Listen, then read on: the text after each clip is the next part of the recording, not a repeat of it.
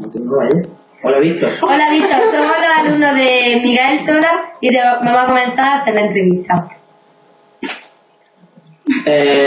Bueno, Víctor, vamos a empezar hablando de las TIC. De que si crees que las TIC están facilitando el aprendizaje o solamente distraen al alumno.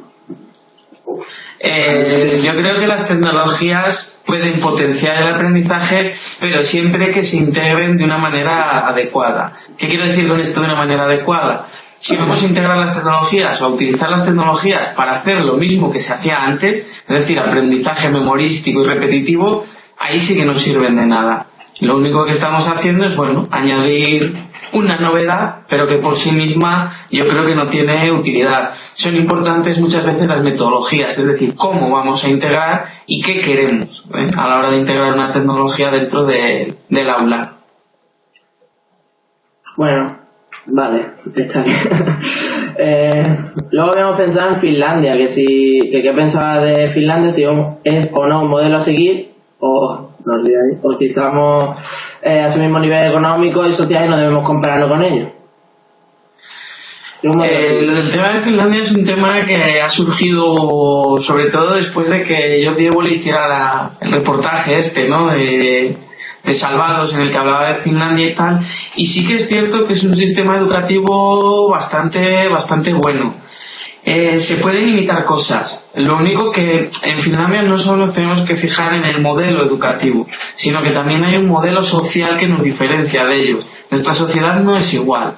Allí, por ejemplo, el estudiante de magisterio, el que estudia para maestro, está tremendamente bien valorado. Son los alumnos que mejores notas tienen en sus expedientes, entre un 9 y un 10 más o menos.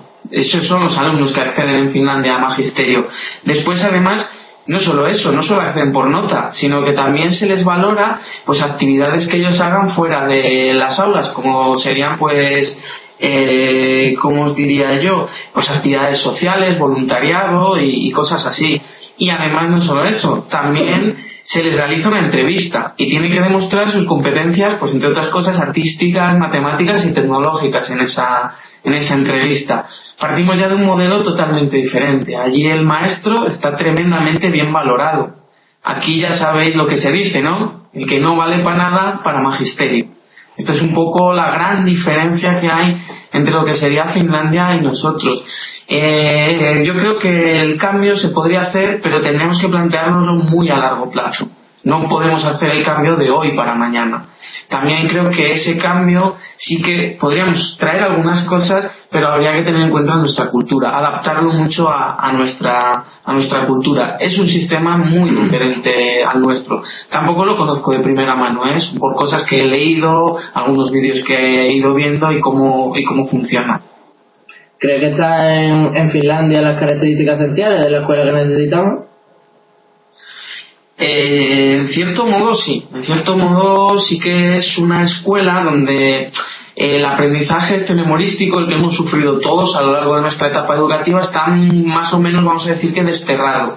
Allí se utilizan mucho las metodologías activas. El alumno participa mucho, el alumno trabaja mucho, de tal manera que incluso en etapas de secundaria los propios alumnos participan en la elaboración del curso. Ellos debaten con sus profesores un poco aspectos de organización del curso y cosas así, lo cual eso aquí a día de hoy es impensable, ¿no? Piensa en un maestro, un profesor que le digan tienes que debatir con tus alumnos los contenidos del curso. Es decir, ¿quiénes son ellos para decirme a mí qué tengo que hacer o qué no tengo que hacer?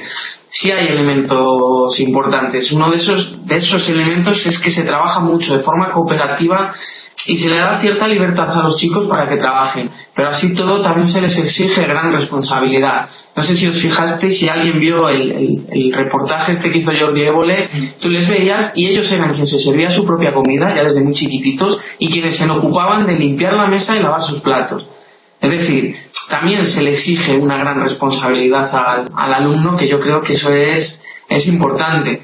Hay cosas que podemos traer, otras que van a ser muy difícil que podamos traer. Para darle esta libertad, allí deben tener unos requisitos importantes, ¿no?, para ser un buen maestro. Allí en Finlandia debe de haber buenos profesores, ¿no?, también para darle esa libertad al alumno, ¿no? Sí, es lo que te comentaba antes, en el acceso, ya directamente en el acceso a los alumnos que acceden alrededor de no sé si era un 10% o algo así, de los que quieren estudiar magisterio. Allí es la profesión, digamos, más valorada. Las mejores notas son para la gente que quiere estudiar magisterio. Y como te decía, nota de corte, un 9, un 10 más o menos. Más luego de hacer una entrevista y todas estas cosas que te comenté con anterioridad. Sí que es cierto que además luego el maestro tiene un gran reconocimiento social. Es cierto que no cobra tanto igual como en otros países de Europa, pero es donde mayor reconocimiento social tiene, mayor prestigio. La figura del maestro allí es tremendamente respetada. ¿Qué ocurre además? Que también date cuenta que hay padres que pueden ir a ver cómo se desarrolla la clase de sus hijos. Pueden entrar en el aula y ver cómo se está desarrollando la clase. Algunos aspectos más a tener en cuenta con respecto a los maestros es que se están formando constantemente. Allí su formación es de 3 años más otros 2 de máster. Aquí por el momento tenemos 4 del grado. Son cosas que hay así. Los profesores se evalúan, hacen evaluaciones, son evaluados por otros profesores también más experimentados o por otros maestros más experimentados que les van indicando un poco también pues qué aspectos tienen que mejorar. Entonces pues es eso, la cosa se toma como muy en serio, vamos a decirlo así. Pero para usted, ¿qué requisito debe tener un buen maestro? Ya no solo en Finlandia, sino en general, ¿qué requisito debería tener un buen docente? Hay uno que es básico y fundamental, y es un gran compromiso docente, es decir, lo que se llama muchas veces vocación, tener ganas de enseñar. Y sí que creo que debe ser una persona pues con cierta capacidad de empatía, con cierta capacidad de eso, de ponerse en la situación del alumno, y que sea una persona tremendamente dialogante con los alumnos, y alguien que a su vez sea capaz de formarse continuamente, una gran formación. Sobre esto de qué características tienen que tener los profesores y eso se han hecho hasta muchos estudios, e incluso influía hasta el tipo de ropa que llevaban los profesores. Pero a la hora de ser un buen profesor, yo creo que hay que tratar de ser lo más profesional posible, tratar de trabajar para y por tus alumnos, y hacerlo siempre lo mejor que puedas y no parar de formarte nunca, jamás. No considero entonces a un buen maestro aquel que adoctrina, aquel que instruye, aquel que solamente se limita a dar el temario, a inculcar unos conocimientos, simplemente, sin dar la libertad a ese alumno que estábamos hablando en Finlandia antes. Ese protagonismo. A ver, ese enfoque es un enfoque, vamos a decir, del maestro tradicional. No te digo yo que en un determinado momento no sea necesario pues trabajar ese enfoque y utilizar alguna cosa, bueno, pues aprende de memoria un poema o lo que sea, pero no es que no sea un buen maestro, sino que es que ese modelo de maestro ya no es el necesario. Se vienen ya los estudios, vienen demostrando que el aprendizaje colaborativo, aprendizaje cooperativo, estos tipos de aprendizaje son mucho más eficaces y mucho más efectivos. De ahí que, por eso, Finlandia, como hablábamos antes, es el modelo a seguir.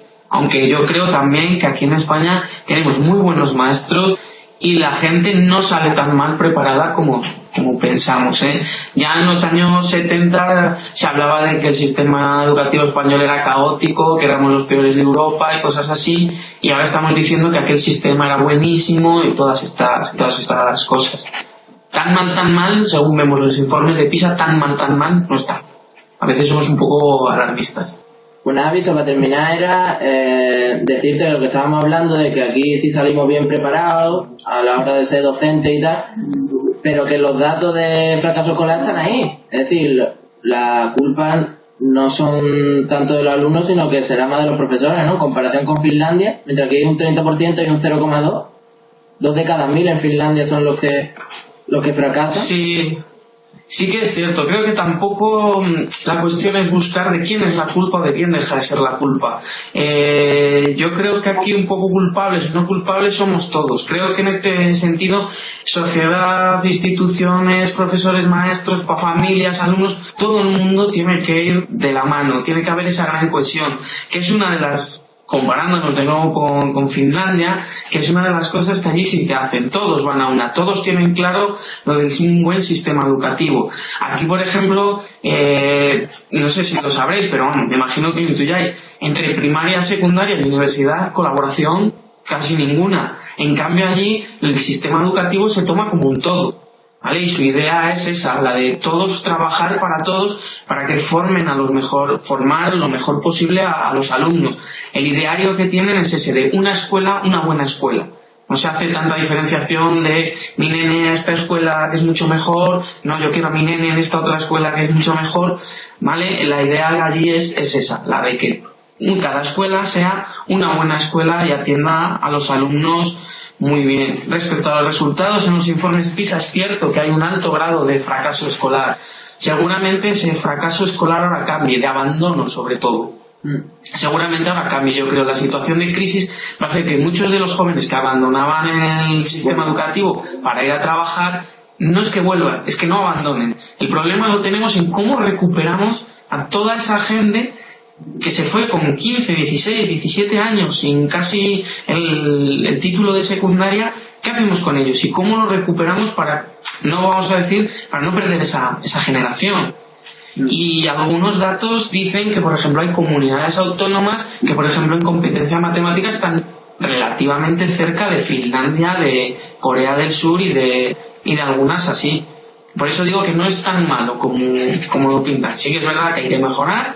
Tenemos que mejorar todos, a todos los niveles, primaria, secundaria, universidad, para tratar de ser cada vez pues más competitivos dentro de este mundo, poco ahora que también yo creo que estamos perdiendo un poco la cabeza con tanta evaluación, acreditación, ¿no? Pero bueno, estamos en la época de los ratings y todas estas cosas. Pues nada, Víctor, muchas gracias, ya hemos terminado.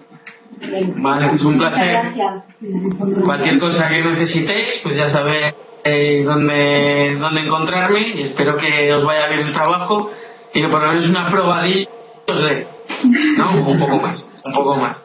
Vale, ¿de acuerdo? Gracias. Venga, pues muchas gracias, un saludo, hasta luego. Un abrazo, hasta luego. Aquí.